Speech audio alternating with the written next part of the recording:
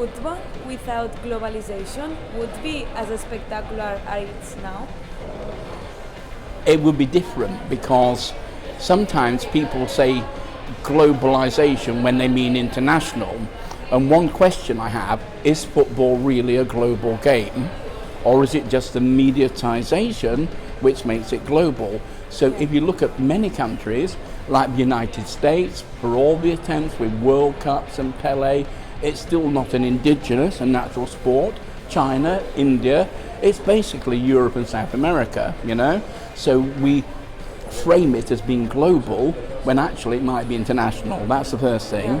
And secondly, sometimes people criticize globalization as destroying the game. It's what I hinted at in my presentation of it, that sometimes people think, well, everything's the same. I went to the World Cup in South Africa a few years ago to see, I was there, Argentina played Germany.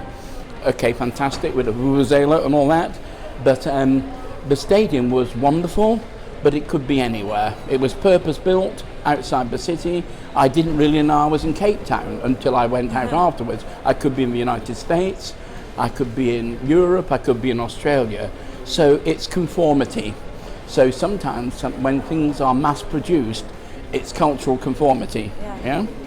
Does that help? Yeah. And I mean, there's a lot of people seeing, following those matches, but maybe without all the media and all the shows and all the money are there would be these people following it just to the pleasure of seeing the sport. Yeah, depends. It's like what I said about fandom. There are different types of fandom.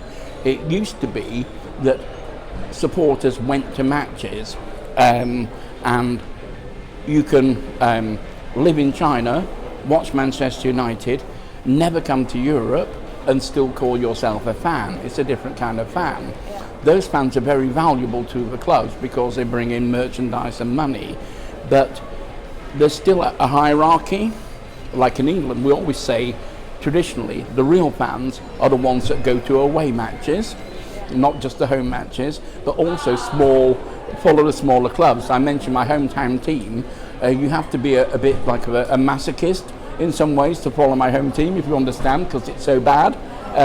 So those are the real fans. So you've got the fans that support like the big global clubs because they're successful. It's the oxygen of success in some ways, but the real heart of football, without all that, survives, you know?